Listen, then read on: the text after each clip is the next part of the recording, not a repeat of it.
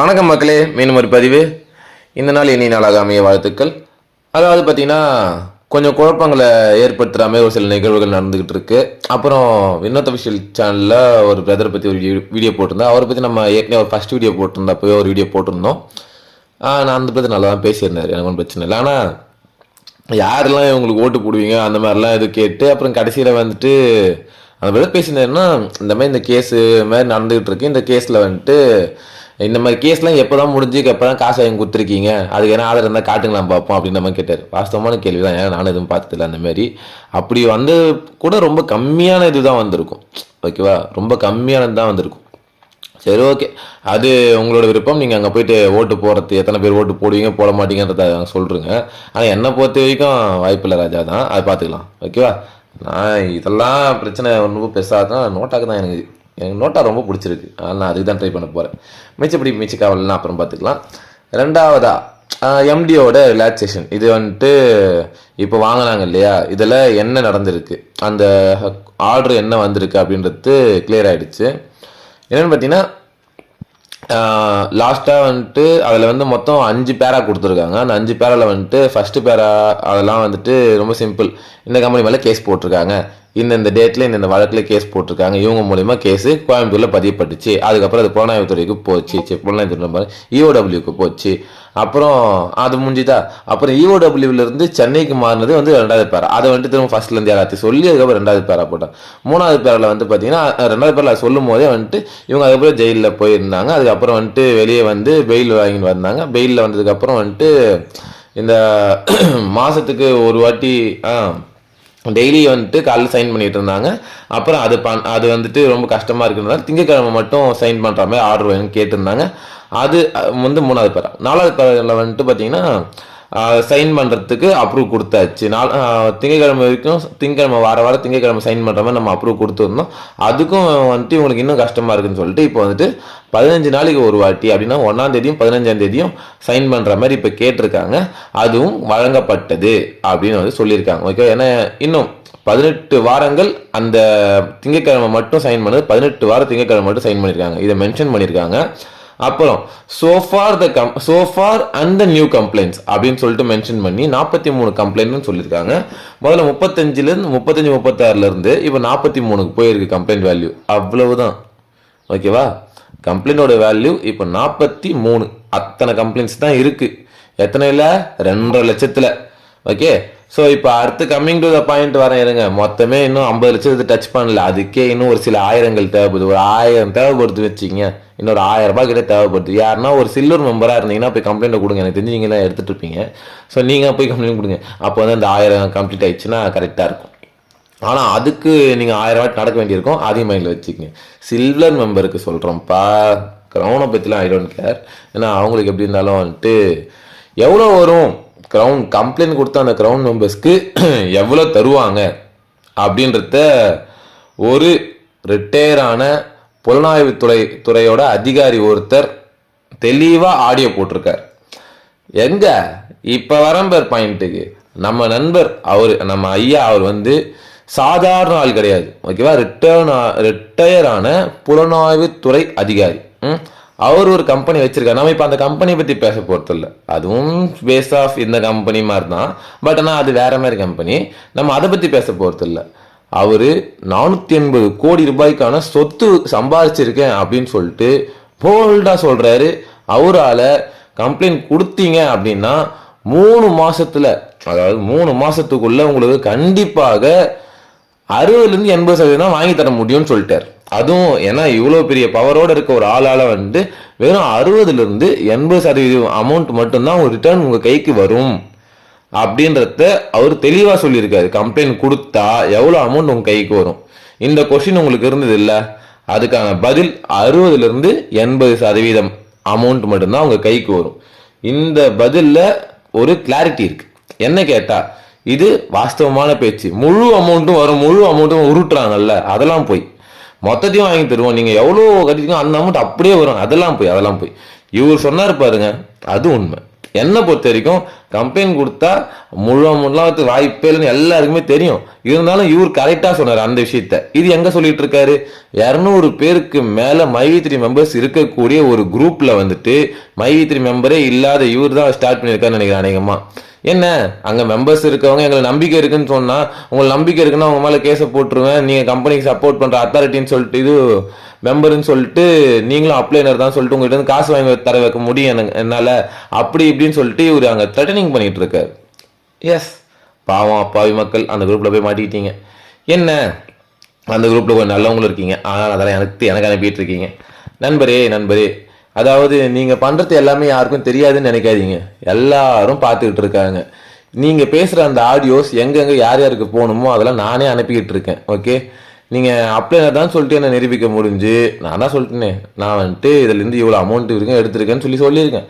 அது உண்மைன்னு நீங்க கண்டுபிடிங்க ஃபர்ஸ்ட். ஏன்னா அது எவ்வளவு எடுத்தன்றத நான் சொல்ல மாட்டேன், அது மூலம் உண்மையான்னு கண்டுபிடிங்க. என் வீட்டு அட்ரஸ் எங்க இருக்கு எல்லாத்தையும் கண்டுபிடிச்சிருவீங்க. அதாவது அவர் சொல்றதுன்னா நீ எந்த ஊர் என்ன இடம் எல்லாமே எங்களால் கண்டுபிடிக்க முடியும். ஏன்னா புலனாய்வுத்துறையில இருந்திருக்காரு, அதனால கண்டுபிடிக்க முடியும்னு சொல்லிட்டு ஓப்பனாகவே அங்கே மிரட்டுற அந்த ஆடியோ பதிவு என்கிட்ட இருக்கு. ஆனால் அதை போட விரும்பல.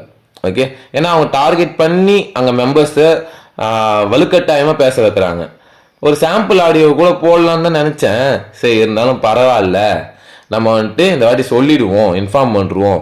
அதாவது கம்பெனி சைட்ல இருந்து என்ன ஆக்ஷன் எடுக்கணுமோ, கோர்ட்ல என்ன எடுக்கணுமோ அது கோர்ட்ல மெம்பர்ஸ் யாருக்கு தேவையோ அவங்கவுங்க எடுப்பாங்க. அவங்கவுங்களுக்கு புத்தி இருக்கு, அவங்கவுங்க பார்த்துப்பாங்க. நீங்க சப்போர்ட் பண்ணுங்க, யார் உங்ககிட்ட உதவின்னு வந்து கேட்குறாங்க அவங்களுக்கு பண்ணுங்க. ஆனா எனக்கு நம்பிக்கை இருக்குன்னு சொல்லக்கூடிய ஒரு ஆள்கிட்ட போயிட்டு நீங்க வந்துட்டு நீ அப்ளைனர் தான், நான் உன்னை வந்துட்டு ஜெயிலுக்கு போ வைப்பேன், உங்ககிட்ட இருந்து மொத்த காசையும் பிடிங்கி தர வைப்பேன் பாக்குறியா அப்படின்னு சொல்றதுலாம் அநாகரிகம் என்னை பொறுத்த வரைக்கும். ஓகே, என்னை பொறுத்த வரைக்கும் அநாகரிகம். அவங்களோட நிலைமை என்னன்னா, 1 வருஷமா எந்த பேமெண்ட்டும் நெல் வராம எடுக்காம அவங்க வந்துட்டு கஷ்டத்துல இருக்காங்க மொத்த பேருமே.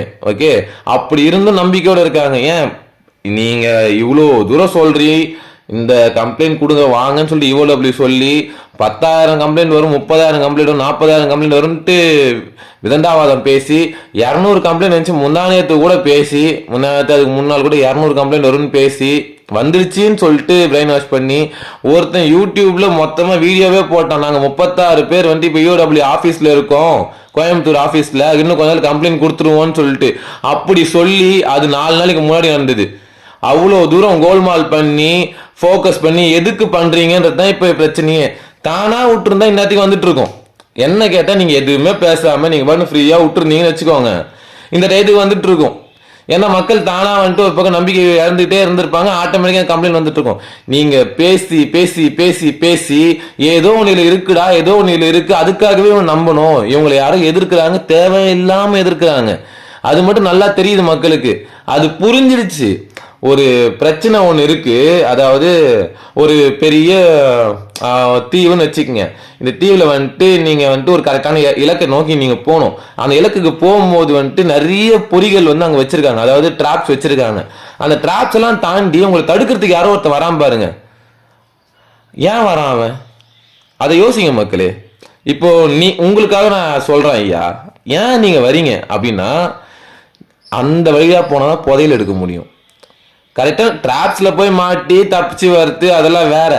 ஆனா காவலுக்கு அங்க ஒரு ஆள் இருக்கான்றப்போ கரெக்டான பாதையில போகக்கூடாதுன்னு தடுக்கிறான்னு அர்த்தம். அந்த கரெக்டான பாதையில இப்ப நாங்க போய்கிட்டு இருக்கோன்றது இப்ப எங்களுக்கே நல்லா தெரியுது. அதனாலதான் நாங்களும் இப்ப பேசிக்கிட்டு இருக்கோம். புரியுதுங்களா? கம்பெனி வரவே வராது அப்படின்ட்டு இவர் சொல்ல, நிஜமா கேட்கறேன், கம்பெனி வரவே வராது இவர் நண்பர் சொல்லவே கிடையாது. கம்பெனி வரும், ஜிஎஸ்டி திரும்ப கட்டி இருக்கணும். ஓகேவா? ஜிஎஸ்டி கரெக்டாக என்னென்ன பெண்டிங்கில் இருக்கோ அதை கட்டணும், டிடிஎஸ் என்ன பெண்டிங்கில் இருக்கோ அதை கட்டணும். கட்டினதுக்கு அப்புறம் இதே பிளானில் பண்ண முடியாது, வேற பிளானில் கன்ஃபார்மாக கம்பெனி வரத்துக்கு வாய்ப்பு இருக்கு அப்படின்றத இவர் அதையும் சொன்னார். நான் அதையும் நம்புறேன், ஏன்னா அது உண்மையான விஷயம் தான். இதெல்லாம் சட்டப்படி என்னென்ன கட்டணுமோ கட்டினா தான் விடுவாங்க. ஆனால் கட்டுறதுக்கு காசு எங்கே இருக்கு? அந்த காசும் கோர்ட்டில் தான் இருக்கு. ஓகே, அவங்க இன்னும் அப்ளை பண்ணவே இல்லைன்னு சொல்றாரு, காசு கோர்ட்ல இருக்குன்னு சொல்றாரு, கம்ப்ளைண்ட் கொடுத்தா கம்ப்ளைண்ட் வாங்கிக்கலாம்னு சொல்றாரு. கடைசியா வந்து இவங்க இதெல்லாம் கட்டவும் மாட்டுறாங்க. அதுக்கு வந்து என்னது கோர்ட்ல போட்டுக்கணும்ல, அது கோர்ட்ல கட்ட வேண்டியதே இல்லை. கோர்ட்ல இருந்து இந்த அளவுக்கு அமௌண்ட் வந்திருக்கு, பெண்டிங்ல இருக்கு அப்படின்ற ரிப்போர்ட் இன்னும் அவங்களும் கேட்கவே இல்லையே. கோர்ட்ல நீங்க எல்லாம் கட்டினீங்களாப்பான்னு கேட்டாங்களா? இல்லையே, இன்னும் அந்த கொஸ்டினும் கேட்கலையே. அது கேட்டாலும் பதில் சொல்லணும். இவங்க என்ன கட்டியிருக்காங்கன்றது கோர்ட்டுக்கு ஓரளவுக்கு தெரியும்ல, அந்த கொஸ்டின்ஸ் ஏன் இன்னும் கேட்கவே இல்லை. நீங்க ஜிஎஸ்டி கட்டினீங்களா, பொருள் விற்றதுக்கு என்ன ஆதாரம், அந்த டீட்டெயில்ஸ்லாம் வந்துட்டு கோர்ட்டில் இன்னும் கேட்குறாமே தெரியல. இன்னும் அவங்க வந்துட்டு இதுக்கு வந்துட்டு இது இல்லை, இந்த கம்பெனி வந்துட்டு பொருள் வித்திருக்காங்க அப்படின்றத ஆணித்தரமா இன்னும் அங்கேயும் பேசல. ஆனால் லாயர்ஸ் இது வரைக்கும் அங்கே வந்துட்டு நாங்கள் வந்துட்டு ப்ராடக்ட்ஸ் தான் கொடுத்துருக்கோன்றத சொல்லிட்டு இருக்காங்க. ஓகே, 83 ப்ராடக்ட் இருக்குன்றது இருக்கு. ஸோ அதுக்கு ஜிஎஸ்டி கட்டியிருப்பாங்கன்றதும் லிஸ்ட்டில் வரும். அதெல்லாம் வரும்போது வரட்டும், நான் வெயிட் பண்ணுறேன். ஓகே, நான் வெயிட் பண்ணுறேன். நல்ல விஷயம் என்னென்னா எம்டிக்கு மிச்சம் எந்த தளர்வும் இன்னும் கொடுக்கல. இப்போதைக்கு ஒரு 1ஆம் தேதியும் 15ஆம் தேதியும் வந்துட்டு சைன் பண்ணால் போதும். அந்த ஒன்று மட்டும்தான். காலைல 10 மணிக்கு அவர் இதுக்கு வரைக்கும் எங்கே சைன் பண்ணிட்டு இருக்காரோ அந்த இடத்துல 1ஆம் தேதியும் 15ஆம் தேதியும் காலைல 10 மணிக்கு அடுத்த ஆர்டர் வர இருக்கும் சைன் பண்ணணும். இதுதான் ஆர்டரு. அதை தாண்டி மிச்சம் எந்த தளர்வும் கொடுக்கப்படவில்லை. அது அப்படியே மெயின்டைன் ஆகும் அப்படின்றது தான் அந்த கடைசியாக சொல்லியிருந்தேன். இந்த குட்டு அப்படின்னு போட்டிருந்தா சொன்னாங்க இல்லையா, ஸோ அதை தப்பாக பேசிட்டு இருந்தாங்க. ஆனால் அது வந்துட்டு இதான் அர்த்தம். ஓகே, மிச்ச எல்லா தளர்வுகளும் மிச்ச எல்லா நிபந்தனைகளும் அப்படியே பின்படுத்தப்பட வேண்டும் அப்படிதான். ஸோ அதனால் எம்டி இப்போதைக்கு பேச மாட்டார். ஓகே மக்களே, இதான் விளக்கமான வீடியோ. இதுக்கு மேலே என்னால் எக்ஸ்பிளைன் பண்ணி சொல்ல முடியாது. அது நண்பருக்கு நான் சொல்ல வேண்டியலாம் சொல்லிட்டேன். ஐயா நீங்கள் எதிரிலாம் கிடையாது, சரியா? நீங்கள் பெரிய ஆள் தான், 480 கோடிக்கு மதிப்புள்ள ஆள் தான். என்கிட்டலாம் இன்னும் 1 லட்ச ரூபா கூட முழுசாக கிடையாது. ஓகே, ஆனால் இந்த கம்பெனி வரட்டும், நானும் வியாபாரம் ஆரம்பிப்பேன். உங்கள் வயசுக்கு நீங்கள் அந்த ரேஞ்சில் இருக்கீங்கன்னா உங்கள் வயசு வருமானம் அவங்களோட 10 மடங்கு இருக்கணுன்றது தான் என்னோட டார்கெட். அதுக்கான எல்லா முயற்சியும் பண்ணுவேன். ஓகேவா? அந்த ஜென்ரேஷன் இருக்க உங்களுக்கு எப்படி இருக்கும்போது நானும் வளருவேன். எனக்கும் நம்பிக்கை இருக்குது. அண்ட் திரும்பவும் சொல்லிக்கிறேன், மக்களை ஃபோர்ஸ் பண்ணாதீங்க. நீங்கள் ஃபோர்ஸ் பண்ணுறதுனால தான் ஏதோ தப்பாக இருக்குன்றது இங்கே தோணிக்கிட்டே இருக்குது. அப்படியே ஃப்ரீயாக விட்டுருந்தாலே மிச்ச பிரச்சனைலாம் முடிஞ்சிருக்கும். அப்புறம் அந்த குரூப்பில் மைவித்திரி மெம்பர்ஸ் இருக்காங்க, நீங்கள் தேவையில்லாமல் அங்கே இருக்கீங்கன்னு நினைக்கிறேன். உங்கள்கிட்ட உதவின்னு கேட்குறவங்களுக்கு அனுப்புங்க. அப்புறம் உங்களோட நேம்லேயே உங்களோட கம்பெனி நேம் போட்டு வச்சுருக்கீங்க, அதை வச்சு தான் கண்டுபிடிக்கிறாங்க. ஸோ அந்த நேமை மாற்றிடுங்க, சரியா? போயிட்டு வரேன், நன்றி. ஐயோ ஐயா, ஃபைனலாக உங்களுக்கு ஒரு கொஸ்டின். அந்த கம்பெனி 8 வருஷமாக இருக்குது, 2017 அந்த கம்பெனி வச்சுருக்கேன்றீங்க. அப்படின்றப்போ எதுக்கு வெறும் 2500 பேர் தான் இருக்காங்க? பிளான் சரியில்லையா, இல்லை வளர்ச்சி சரியில்லையா, இல்லை ஓனர் சரியில்லையா? கொஞ்சம் ஓனராக நீங்கள் அந்த கம்பெனியோட திட்டங்களையும் இதையும் கொஞ்சம் சரி பார்த்தீங்கன்னா நல்லாயிருக்கும். நிறைய சம்பாதிக்கிறீங்க, அதெல்லாம் ஓகே தான். ஆனால் க்ரோத்துன்றது 8 வருஷத்தில் வெறும் 2500 தான்றது ரொம்ப கம்மி. என்ன கேட்டால் பிஸ்னஸ் பண்ண தெரியலன்னு தான் சொல்லுவேன். ஸோ அந்த பிஸ்னஸை கொஞ்சம் ஸ்ட்ராங்காக பண்ணுங்கள். ஸோ அதனால் அடுத்த இயரில் இதை டபுள் மடங்காக மாற்றுறதுக்கு என்ன பண்ணணும், நம்ம இன்னும் ஆஃபர்ஸ் கொடுக்கணும். ஸோ அந்த மாதிரி இருந்ததெல்லாம் கொஞ்சம் பாருங்கள். நன்றி நன்றி நன்றி. இதை ஒரு சின்ன கருத்தாக எடுத்துக்கங்க. ஒருவேளை நீங்கள் அந்த மாதிரி பண்ணுறதா இருந்தால் நானே கூட ஜாயின் பண்ணுறதுக்கு வாய்ப்பு இருக்குது. ஓகேவா? எப்படி இந்த கம்பெனியை மூட வச்சிருவீங்க, அதுக்கப்புறம் எனக்கு வேலை இல்லாமல் தானே இருப்பேன். நான் அப்போ நான் உங்களுக்கு கான்டாக்ட் பண்ணுறேன், சரிங்களா? நன்றி நன்றி.